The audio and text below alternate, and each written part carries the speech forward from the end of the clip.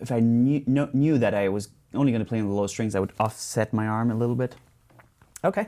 Whereas the most challenging thing would be to start up high and then go low and stay there or something like that. Because you'd have to modify while you're playing. But the Morse thing, for example, takes place on the 4-note over the 4-string.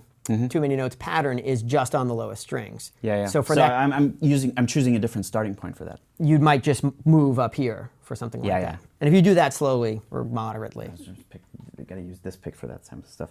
Also, let's see if I'm warmed up for this type of thing.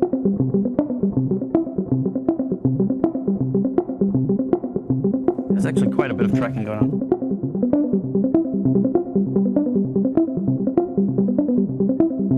And now if you do that on, let's say, the top 4 strings, where would you do, or do you do it on? And what if you get rid of the pinky? Let me think if I ever do that.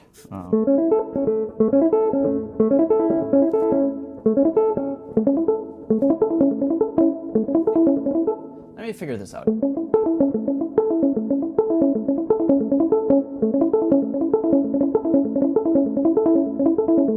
Kind of.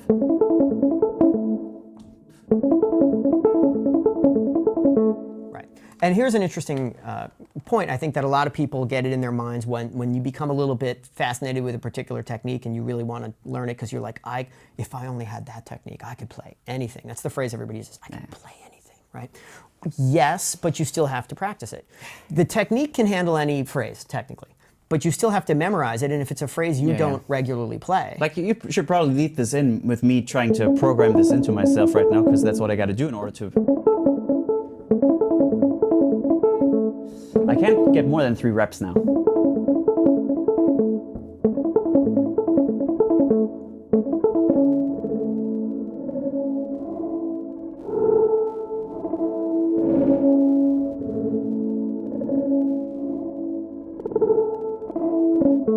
But now it's getting consistent. Absolutely, and it looks good too. It's very clear from watching you do that, even though this is very brief moment of like baking it in, right?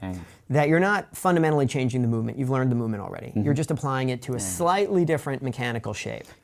And this is, you know, people say, oh, well, I just want to learn to do pure alternate picking because then I can go anywhere and do anything. Yes, but you will still have to sort of kind of memorize all these little bits because every time... So many combinations of everything. It's just like an infinite number of possibilities. And yeah, and I feel like there must be some base number of them that once you learn you memorize all the different ways you can go from one string to another. And you don't memorize in the sense of like number them and work on them, but you work on enough of these patterns that every time you come up with a cool lick, it sort of is enough, it's similar enough to one of those things that you've worked on that you can do it. But if I ask you to do a thing that's just a little bit different than a thing that you haven't worked on before, all of a sudden it's weird for 5 minutes. And now you have to work it out and bake it in. But it was very interesting. It got better very quickly. It's like the first 2 repetitions were a disaster, and then it kind of goes like, well, I know this from somewhere. Why don't I apply what I know to this? Yeah. So clearly, I don't know what's going on at a motor learning level, but we can guess that whatever it is that this phrase is so similar to others that you know that it's not too hard for you to translate it.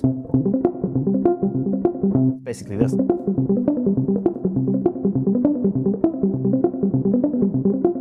Now I'm getting warm with it because this is very interesting. I might have to say this. You can be all warmed up, but unless I engage this specific type of picking, I really need to extra warm that up. Even if I generally feel like I'm warmed up, unless I really go for this particular thing, I can't do it. Right, and again, who knows what's going on internally, right? Maybe there's some set of neural pathways that just isn't being accessed, and then you got to do it a few times. I mean, the level of accuracy you require with this type of stuff is just so it's frustrating. I guess, but we have to recognize that like these are lines. We're asking the pick to do a fairly complicated mechanical thing. Like, oh, well, how come I can't do 1 note per string as fast as I can do the other things? Well, because it's 1 note per string. Because you're trying to play a note, jump up in the air, play another note, move around. I mean, that's like, you know, the thing that the guitar wasn't really arguably designed for, at least with the flat pick. Probably exactly designed for with fingers. I guess we could say that, possibly. if we assume the guitar was originally a fingerstyle instrument, which I think it was, but I don't know that for sure. Yeah. I want to look at it from this perspective also. Should I? Sure, yeah. It? Okay, I gotta go medium first.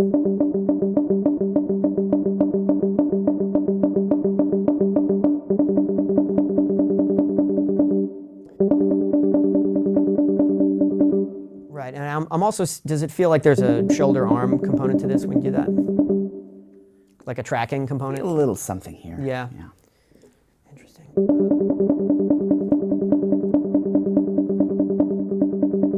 And now if you do just like the top string, the 4-string arpeggio shape again. And now if you slow that down and be a little bit more deliberate, just like you did with the 2-string pattern.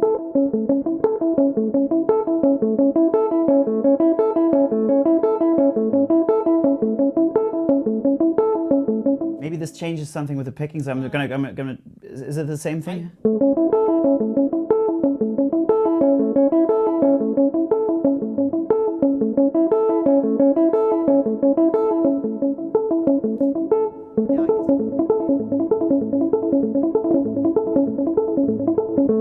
Perfect. Now, I guess my question to you is when you do it at those moderate speeds, does it still feel sort of similar to you to the faster one? Like you feel like we're capturing the movement itself? I just feel that I'm pushing my tempo on the fast one, that's all. Right, but you know, it's not like the movement feels like a different movement to you. No. So if you do it even a little bit slower than that and just slightly exaggerate.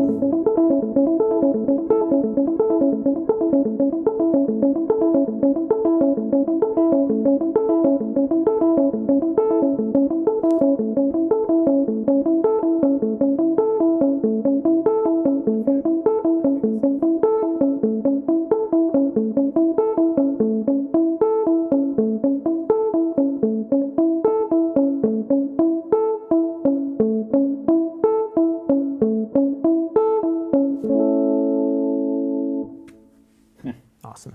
It's kind of cool. This is really fun because I could not play this earlier, and then now it's just like second nature. Now it's just there, yeah. I just liked it better for.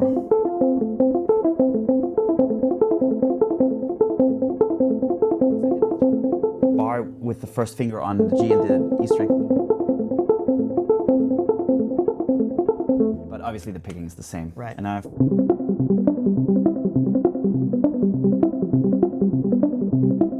That was a good one.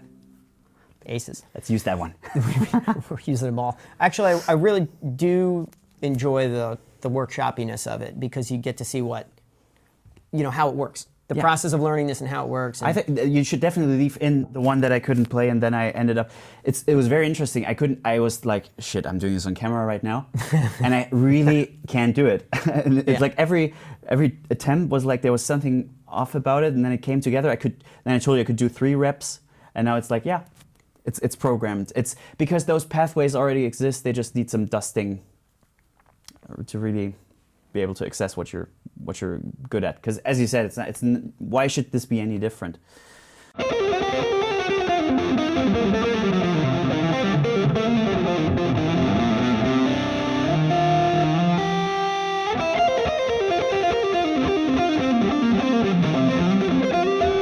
we go. There we run out.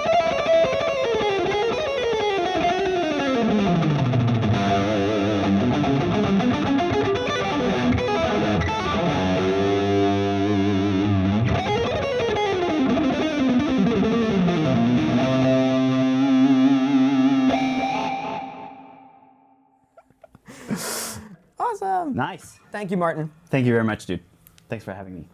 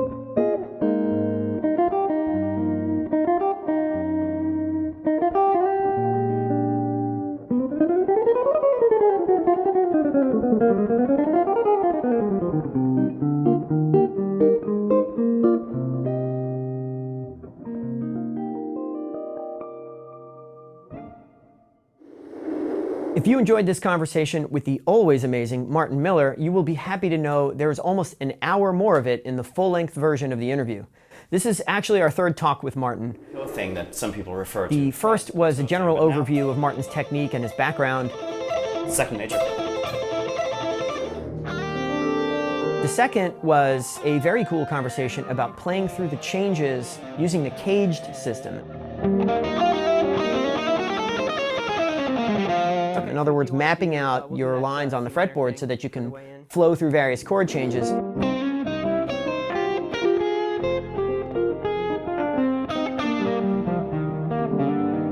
Which, even though we don't think of it perhaps as a mechanical subject, it really is, especially given the layout of the guitar and the overlapping nature of the strings. So very cool conversation.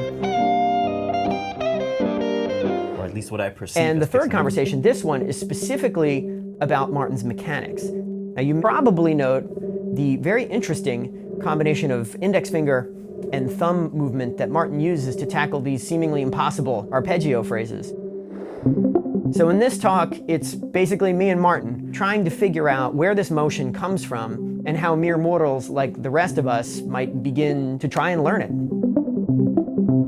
How do you watch all of this amazing stuff? Well, it's so simple. Right on the Cracking the Code store, you can find the Martin Miller bundle, which includes all 3 of his conversations with us, wrapped up together with a nice discount. You'll get over 100 slow motion examples with tablature, including Martin's improvisational intro and outro playing in the clip that you just watched. Or you can sign up for a Cracking the Code subscription and watch all of this stuff on our platform, including everything else we've ever done. Either way, you'll be supporting the work of incredible players like Martin, who have taken time out of their lives to sit down with us and share these abilities that they've spent so much effort to build. And this is something for which I am immensely is not a word, but I'm going to make it a word. I am immensely grateful for this. So please head on over to TroyGrady.com and check out more Martin.